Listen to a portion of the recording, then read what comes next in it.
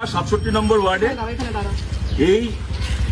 এই এলাকায় যেখানে এখন আমরা দাঁড়িয়ে আছি, লাহার মাঠ, এটাকে লাহার মাঠ বলে, একদম কসবা যে পুরনো থানা বাস স্ট্যান্ড তার ঠিক পেছনে 4 তারিখ ভোটের যখন কাউন্টিং হচ্ছে বিকেলের দিকে 3:30 4টে নাগাদ, যখন ভোটের ফলাফল বেরিয়ে গেছে, কে হারবে কে জিতবে ঘোষণা হয়ে গেছে, তখন এখানে তথাকথিত একটা বিজয় মিছিল বেরোয় গেরুয়া আবির মেখে, এবং এখানে একটা 21 বছরের ছেলে অর্ঘ্য দাস পুরো নাম, জীবনে কোনোদিন কারো সাথে পাশে থাকেনি, কোনোদিন সিপিএমও করেনি, তৃণমূলও করেনি, কংগ্রেস বিজেপি কোনো দল করেনি, মামার বাড়িতে মানুষ ছোটবেলা থেকে, মামা মামির কাছে মানুষ, একটা বাচ্চা ছেলে 21 বছর বয়স, তাকে সহ এখানকার 4 জনকে সেই তথাকথিত বিজয় মিছিল থেকে ছুরি দিয়ে স্ট্যাপ করা হয়, ছুরি দিয়ে মারা হয়।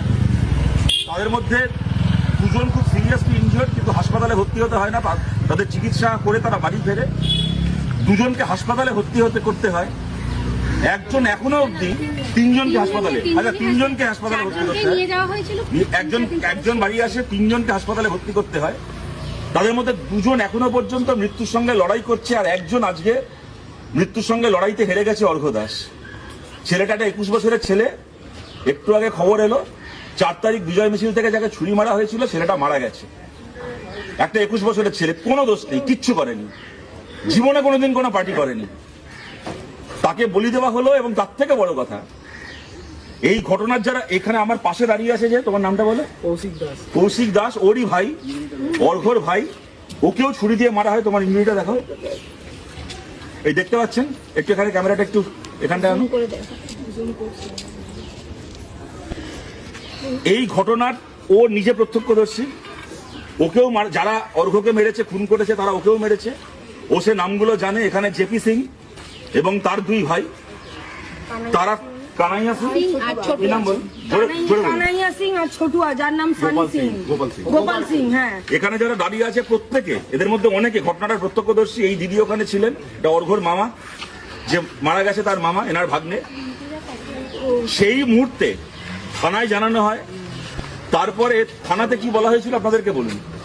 থানা থেকে বলা হয়েছে আমরা সব করছি, আমরা সব চেষ্টা চালিয়ে যাচ্ছি, আমরা সব দেখছি, আমরা ঠিক করবো, আপনারা শান্ত হন, আপনারা পাড়া শান্ত হন। আমরা তাদের বাড়িও, আমরা যখন অন দ্য স্পট এটা হয় তখন সিআরপিএফ এর গাড়ি ঢোকে, তার বাবা মাকে বললাম যে তাকে পাকড়া করাও, ধরলো না, উল্টে সিআরপিএফ পুলিশের গাড়ি নিয়ে তার বাবা মাকে সেফ সাইড করে তাদের বাড়িতে পৌঁছে দিল। আর ওরা 3 জন কোথায়, যারা মেরেছিল, তারা সঙ্গে সঙ্গে পালিয়ে যায়, তারা কেউ আজ অব্দি তাদের ধরতে পারেনি। আরেকজন হসপিটালে গেছে, দাদাকে মেরে সেটা হসপিটালে গেছে, কোনো সাহায্য করেনি পুলিশ, আমাদের কাছে লাঠিচার্জ করেছে, উল্টে পুলিশ আমাদের বাড়ির ভালো আমরা যখন এই মারা গেছে, আমাদের ভাগনা যখন হসপিটালে ভর্তি, আমরা যখন এই নিয়ে প্রতিবাদ করছি, আমার দাদাকেও এসে মেরেছে, আমার দাদা তো হসপিটালে ভর্তি ছিল, ওরও কন্ডিশন খারাপ ছিল। যে মারা গেছে দাদা শতরূপদা, মারা গেছে তার নাম, ওনার ছেলে জীবনে কারো সাথে পাশে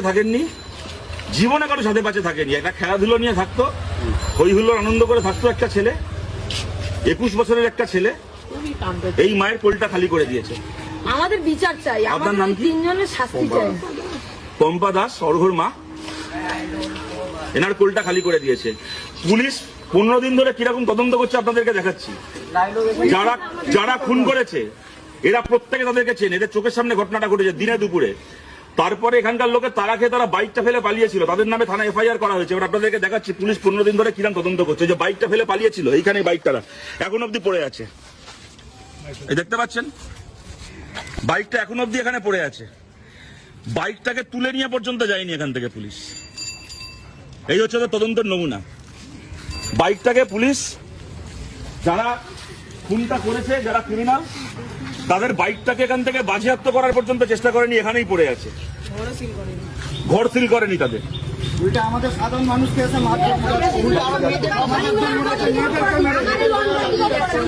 ছেলে মেয়েদের সব তুলে নিয়ে এভিডেন্স আমাদের কাছে আছে, পুলিশ এসে মেয়েদের তুলে গেছে।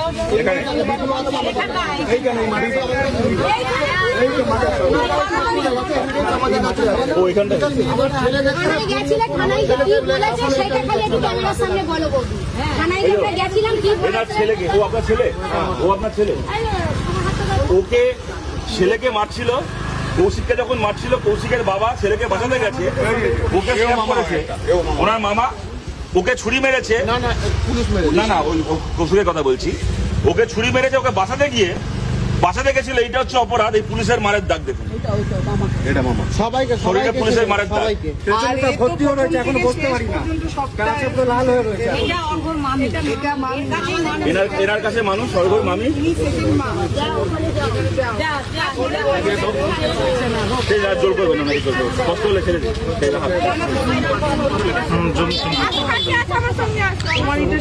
এবার আপনাদের কাছে একটাই কথা বলছি, এটাকে আমরা ছাড়বো না, এটাকে আমরা ছাড়বো না। কিন্তু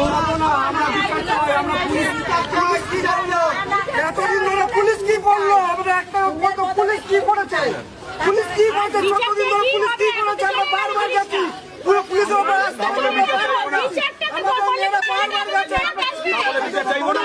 কিচ্ছু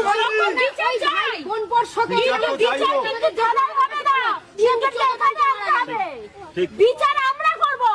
বিচার যদি বলে থানায় করেছে বিচার আমরা চাই না, ওই বিচার আপনাদের একটা কথা খালি বলছি, আপনাদের কাছে একটা কথা, তখন যখন ঘরে কথা হচ্ছিল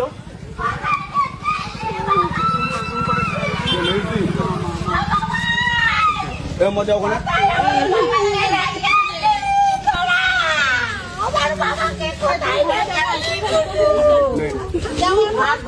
এটা দিদি মাসি, এটা মাসি ওই মায়েরই মতন, আমার বাড়িতে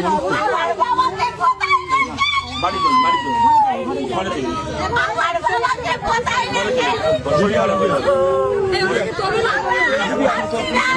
ঘরে চলুন। আমার বাবাকে কোথায়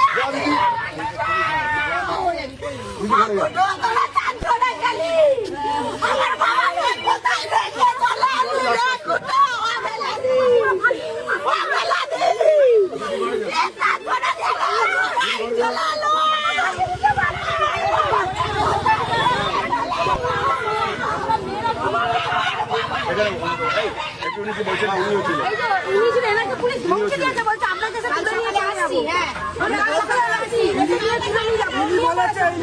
আপনারা হঠাৎ এরকম লাঠিচার্জ করছেন কেন? সাধারণ বাড়ির আমাদের পাড়ার লাঠি বলছে আপনাকে তুলে নিয়ে গিয়ে পেটাবো, এরকম এনাকে বলছে। কাল সকালে আসছি, এই নাকি বিচার হয়েছে মেয়েদের সুরক্ষা, এই নাকি বিচার হয়েছে মেয়েদেরকে বলছে পুলিশ।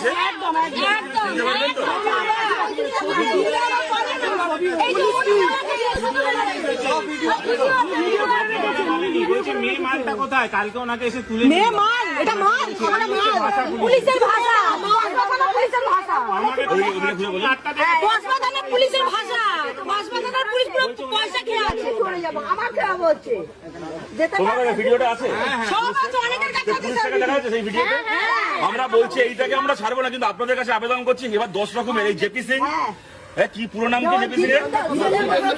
জিতেন্দ্র প্রসাদ সিং, ওর দুই ভাই কানাইয়া সিং, গোপাল সিং, জিতেন্দ্র প্রসাদ সিং, কানাইয়া সিং, এই তিনজন মিলে যে অর্ঘ্য দাসকে খুন করেছে, কৌশিক থেকে শুরু করে বাকি এই ছেলেগুলোকে খুন করার চেষ্টা করেছে, টোটাল 4 জনকে ছুরি দিয়ে খুন করার চেষ্টা করেছে, এবং মহিলাদের উপর তারপরে পুলিশ এই যে অত্যাচার করেছে, যে দালালি করেছে। আপনাদের কাছে বলছি অনেক রকম চাপ আসবে, পুলিশের চাপ, টাকা পয়সার চাপ, আর সবচেয়ে বড় চাপ হচ্ছে ওই যারা, যে ছেলেটা চলে গেল সে তো আর ফিরবে না, বাকি 3 জনের জন্য চাকরির ব্যবস্থা করছি, তোমাদেরকেই টাকা দিচ্ছি, মিটমাট করে নাও। আপনাদেরকে বলছি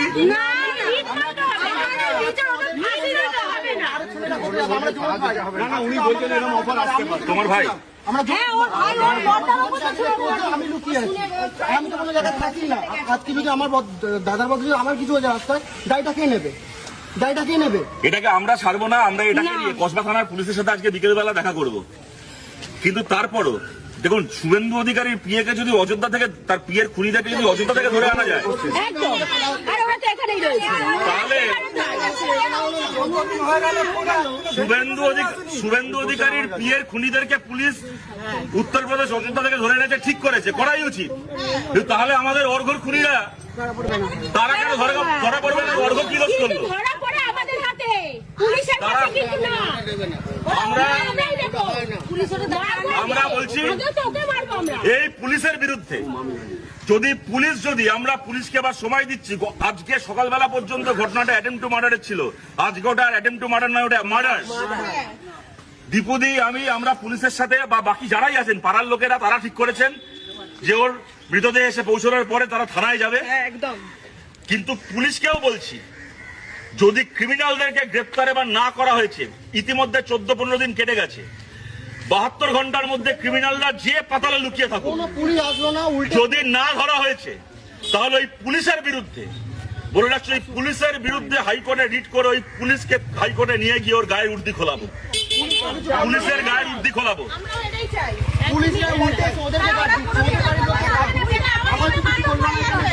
এখানে আধা ঘন্টা মুখ দেখালো, দেখে যেটার মতন চলে গেল। আমরা এখানে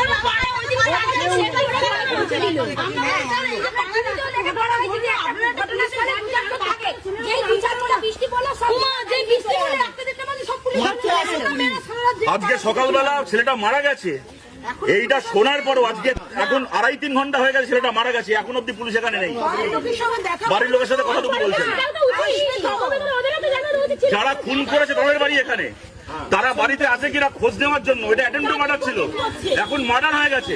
তারপর সেই খুনিদেরকে খোঁজার জন্য এখন অব্দি তাদের বাড়িতে পুলিশ অব্দি আসেনি, বাইকটা এখন এখানে পড়ে গেছে। আপনারা দেখতে পাচ্ছেন পুলিশের চেহারা, পুলিশের চরিত্র কি। তাই আমরা বলছি আজকে বিকেলবেলা পুলিশের সঙ্গে থানায় দেখা হবে, 72 ঘন্টার মধ্যে এই জেপি সিংরা গ্রেপ্তার না হলে পুলিশের সঙ্গে কোর্টে দেখা হবে।